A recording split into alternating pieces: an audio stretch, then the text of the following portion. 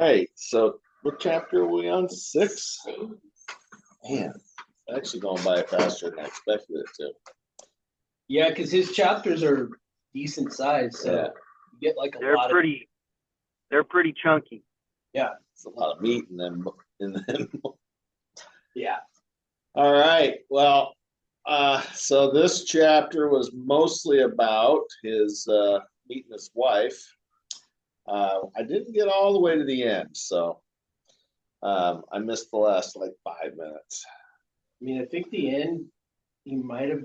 I forget what happened, but he did recap back into rom-coms, like whatever movie rom-com he was talking about, how they weren't rewarding, and he wanted to. He's starting to make a move out of rom-coms. I don't know if you caught that part. No, He had mentioned that before, yeah, and he just wanted something that was more fulfilling. He mentioned how his wife's and his agreement was wherever he goes, they go with him. Right? yeah. He's shutting down his what is it, production company and Music and The record label. yeah. So That's right. he said he was doing like B work in 5 things, so he wanted to do A work in just 3. Makes sense. See, even Matthew McConaughey can get spread thin. Yep. It's had a quote where it was it really just got me because of his delivery. It's like a genius can do anything, but he does one thing at a time. Yep. Oh man. Well, Matthew Good one. McConaughey's style never disappoints. So thought it was only fitting that he started the chapter with his own recollections of his dreams and how that always means something to him. Yeah.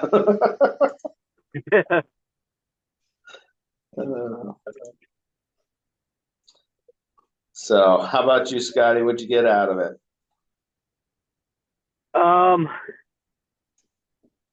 I don't think I pulled a whole lot from this chapter. Yeah. It kind of reminded me a little bit of what you were talking about today, Aaron. Is kind of zooming out a little bit and not getting so focused on one detail. How he did shut down the other companies and kind of realigned his focus so that he could make himself better in other areas as well. Kind of tied into that a little bit, but not a whole lot, not necessarily in the same exact way you were talking about earlier, but just in being diligent and understanding that when you are spread too thin, you kind of have to zoom out and go, okay, where am I better like focused at? And if I have these extracurriculars or whatever that it's pulling away from that, maybe I need to do away with it or pass it off to somebody else and be able to just focus on these things. Yeah, in a way, his version of zoom out is just doing what brings him fulfillment, and then the success comes with that. He's like, I'm not really liking this, so I'm going to do this. Being a dad was the only thing he ever knew he wanted to do, so he made a point to get that right and just agree with his wife. Say, yep, whatever you want. Agree. Yeah, you can come with me. Like, it's all good. So, yeah, he's definitely. I mean, that's what I keep hearing him say is like he doesn't say it in the you need to do what fulfills you in order to be successful. He just says, I'm just going to do this because I want to feel like this. I want to feel fulfilled. I want to feel challenged. This isn't doing it for me, so I'm going to do that. He's not talking about the money or anything. He's just talking about what drives him and what he thinks will fill his metaphorical glass. Yeah. And I think the kind of other thing that I pulled from it was his mom actually in saying, calling him right back and going, hey, can we just throw some white out on that? Yeah. because, you know, I may not agree with the way things happened and the order that they happened, but as long as you guys are happy and you're okay with it, then I'm going to be okay with it too. And she wasn't afraid to be like, like, just give me another chance. Like, let's clear that slate, forget I said it, and, you know, let's move forward from it. Yep. Yeah, that was a good move on her part, right? At first, like, oh my God, I mean, Yeah, I mean, she's a strongly that's, opinionated woman. We all know that. yeah, and that's one of those things, if her pride was too much, like I already said it, then, or she hung on to, that belief that you have to be married first. That's one of those things that can drive that wedge in between her and her son, and then maybe they never talk. Maybe she never even gets to meet her grandson or granddaughter or whatever, and then it just becomes one of those things that you don't want that. And so to be able to swallow that pride and just say, hey, I reacted and I shouldn't have just reacted that way. Let's redo it, please. Yeah, do over. Do over. Yeah. Yeah, that's pretty powerful. I come from a family full of judgment, so that speaks a lot to me that somebody was able to just say, hey, you know what? Doesn't really matter. It's what I think, right? Like Yeah. at the end of the day, it's not about me. So And it's, we were talking with the zoom out from that. It's not about you and always what your beliefs are. And he talked about this in a past chapter, I believe, but it's not always just about you. You have to come to an understanding and understand somebody else's point of view as well. And especially with family, like, you should be able to at least hear their point, and understand it, and then understand also that people are going to have difference of opinions, and that doesn't have to ruin your friendship or your relationship with your family or anything like that. You can have other bonds and things beyond that. yeah, I think if you let yourself get in that mindset of not associating with people who don't think exactly like you become a very lonely person. So Maybe I pulled more from this chapter than I thought, but sounds like you did. That's good. yeah. Easy in this day and age too to go, because with the way, so like this is an interesting thing. We used to have like monoculture where everyone watched the Grammys and everyone watched this show on Friday, like TGIF, like we all watch Full House and this show and that show, right? Now there's so many silos of entertainment and things to focus on with all the streaming platforms, YouTube, Rumble, Twitch, whatever, that there's not the monoculture. There's all, you can go into whatever echo chamber you want and hear all the fucking right-wing propaganda you want. You can go hear the crazy left-wing propaganda you want. You can go as crazy as you want or as honed in on one thing as you want and just be surrounded by that if you want to. Yeah. And a lot of people, I think, get super dialed in on what they want to hear, and then when they hear opposing views, it's unfortunate. Emotions unleash, and you're fighting, and it's like, dude.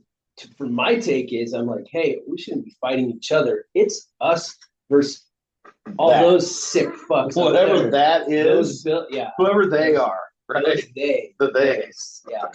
Those are the theys and the thems. It shouldn't be a black versus white thing or a gay versus straight thing. It should be those guys versus all of us. The plebs versus the elite.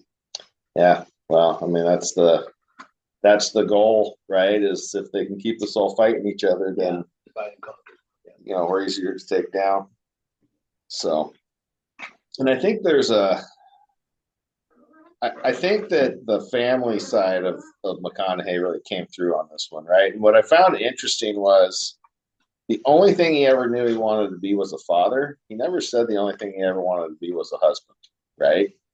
And but the two have gone together now, and he's, I mean, I think they're still married, right? So whatever he did in his life, whether he said it or not, the wife had to be right. It wasn't just well, let's go have some kids and worry about the rest later. He did find the person that he was meant to be with. So, and then just the Which in that he on a note on that ties back into the values that his mom did teach him. Yeah. He didn't do the marriage stuff first, but he made sure that he was having a child with the right person. Yeah, yeah. Can you imagine, like, so you're Matthew McConaughey, and you move out of your house and into an Airstream with this woman that you want to spend your life with, like, just kind of a crazy move, right? Like, who does that? Yeah.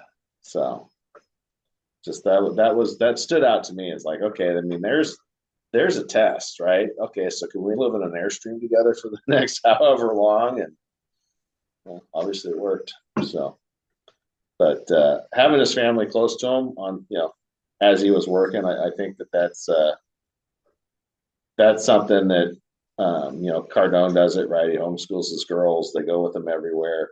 A lot of these people who have done well in life keep their family with them. They're not removed from family for months out of the year and kind of remote parenting or remote spousing. They're there every day, right? And it's cool when somebody has the ability to do that. And his wife at the same time, said that that's fine, they can have all the kids, whatever, but that they always have to come, all of them go together when he has work or whatnot. And I also, another thing I pulled from it was when they originally went to New Zealand, and she said, I'll go, but I need my own room, I need my own key, and I need my own bathroom. And like, she claimed her space to make sure that she would have that ability to separate, kind of if she needed to, and be able to reset or whatever. And especially at that point in their kind of relationship, that was key for her to do, and making sure that there was that security for her. Yeah, like I said, it's better to have it and not need it, right? Yep. There's something about claiming that real estate even if you don't need it. Yeah.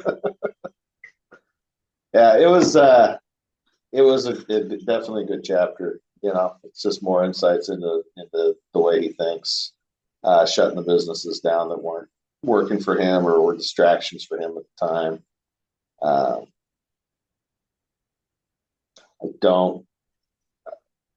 I have to say, I didn't watch any of his real meaningful movies because I just enjoyed him as Matthew McConaughey in Sahara and Fool's Gold, his rom-coms. So, but he did what worked for him. He's still doing it. So, selling Lincolns.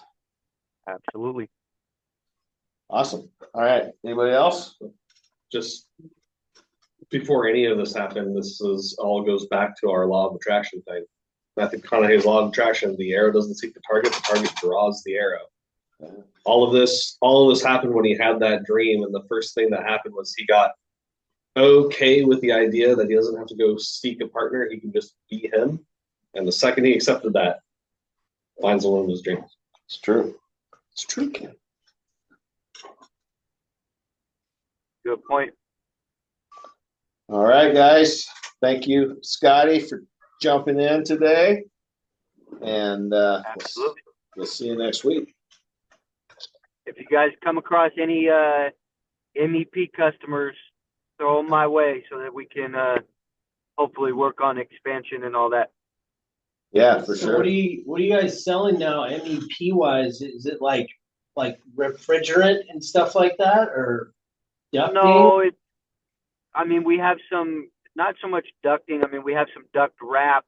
A lot of the stuff we have right now is tools, but that's why they're bringing on this new district sales manager, who actually I will be moved from my manager under him, and then